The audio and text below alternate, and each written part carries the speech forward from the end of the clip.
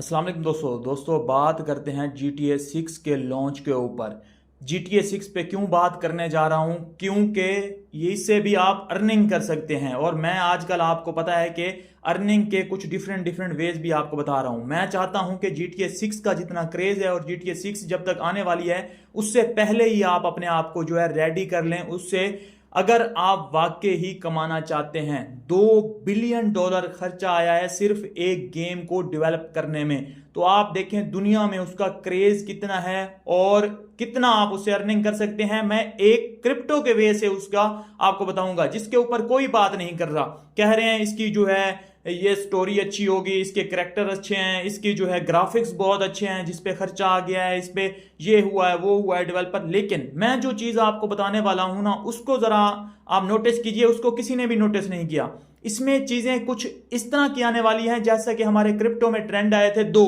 एक एनएफटीज का ट्रेंड आया था, दूसरा मेटावर्स का ट्रेंड आया था। 2021 में एनएफटी का ट्रेंड, जो कि एनएफटीज थी $1-1 लाख पे, $2-2 लाख की भी एनएफटीज जो है सेल हो रही थी। लेकिन उसके बाद जैसे ट्रेंड खत्म हुआ, तो हर चीज ट्रेंड के साथ ही आजकल चल रही है। ट्रेंड खत्म हुआ, उस चीज का जो है क्रेज भी खत्म हो गया। तो अभी जो ट्रेंड आगे आएगा, जो क्रेज आगे आएगा, वो GTA 6 का आने वाला है। और GTA 6 का क्रेज इतना होगा कि आप मतलब सोच भी नहीं सकते। तो अभी जो है एनएफटी का ट्रेंड नहीं है, वही एनएफटी जो $1-1 लाख की थी, वो जो है अभी हमारे पास जो है 20-20 25-25 हजार डॉलर की जो है सेल हो रही है, लिस्टिंग पे लगी हुई है, वो भी सेल नहीं हो रही। तो एक ये आया था, दूसरा मेटावर्स का आया था। उसके ऊपर मैंने काफी सारी वीडियो बनाई थी, आपको जो है उससे अपडेटेड रखा था और मैंने बताया था कि बेसिकली मेटावर्स है क्या। मेटावर्स जो है एक ऐसा कॉन्सेप्ट था, एक ऐसी रियलिटी थी जिसमें जो है आपको फिजिकल वर्ल्ड नहीं होती थी, वो एक जो है डिजिटल वर्ल्ड होती थी। डिजिटल वर्ल्ड में ही आप अपने प्लॉट्स बाय करते थे, घर बाय करते थे और उसी में अपने एसेट्स बाय करके वहीं पे सेल कर देते थे। जैसे बिटकॉइन है, बिटकॉइन का कोई जो है फिजिकल वजूद नहीं है, आप उसको जस्ट जो है वहीं अपना डिजिटली ही बाय सेल करते हैं। कोई आपकी जेब में वो नहीं रहता, वो जिस वॉलेट में होता है वो जस्ट नंबर टाइप होता है, ब्लॉकचेन पे होते हैं उसके रिकॉर्ड सारे। तो मेटावर्स का भी ऐसे ही था, जो भी आप जो है करते थे उसका रिकॉर्ड जो है ब्लॉकचेन पे रहता था, उसका डाटा स्टोर होता था और पता लग जाता था ये वर्ड इसने बाय किया, ये वर्ड इसने किया। तो ये कॉन्सेप्ट अगर मैं कहूं कि GTA 6 में आ सकता है या होगा, तो आप कैसे इस चीज को लेंगे, फिर इससे अर्निंग किस तरह से कर सकेंगे?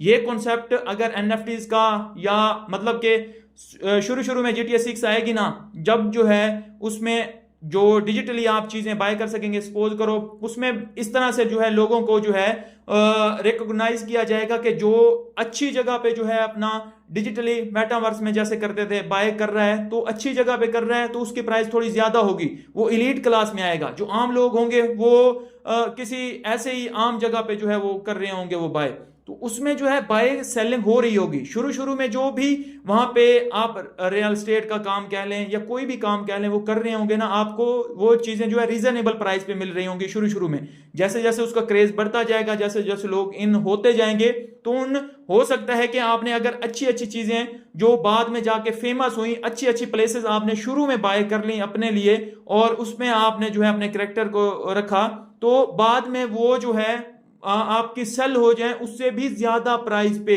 वो बाद में हो सकता है कि एक मंथ पहले आप शुरू शुरू में आया, आपने रीजनेबल जो है प्राइस पे कोई अच्छी जगह ढूंढी, जो बाद में जो है GTA 6 का जो है जैसे जैसे नाम आगे बनता गया वो फेमस होती गई।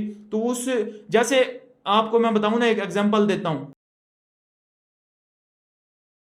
जैसे पबजी आई थी, पबजी में जो है शुरू शुरू में तो सारे मैप्स आए थे, लेकिन बाद में जो है कुछ मैप्स थे जो फेमस हो गए, लोग ज्यादा वही खेलना पसंद करते थे। कुछ मैप्स थे जो कि पीछे रह गए। इसी तरह जो है GTA में भी होता है कि कुछ प्लेसेस फेमस हो जाती हैं, तो अगर आपने वो प्लेस ले ली जो बाद में फेमस हो गई, तो जाहिर बात है पहले आपको रीजनेबल प्राइस पे मिली थी, बाद में उसकी प्राइस ज्यादा हो जाएगी। इसी तरह जो है एनएफटीज बाय कर सकते हैं आप यहाँ वहां पे और उसको सेल भी कर पाएंगे। आपने अगर अच्छी कर ली तो आपको वो बाद में प्रॉफिट भी दे सकती हैं। इसी तरह जो है आप बिटकॉइन से, अच्छा ये चीजें आप फिर बाय किससे कर रहे होंगे, सेल किससे कर रहे होंगे, उसके लिए कॉन्सेप्ट हो सकता है क्रिप्टो का, बिटकॉइन से, इथीरियम से, सोलाना से। आप हो सकता है सोलाना की ब्लॉकचेन, मुझे जहां तक लगता है कि सोलाना की ब्लॉकचेन को जो है इंक्लूड किया जा सकता है, सोलाना से भी आप जो है वहां पे बाइंग सेलिंग कर सकते हैं।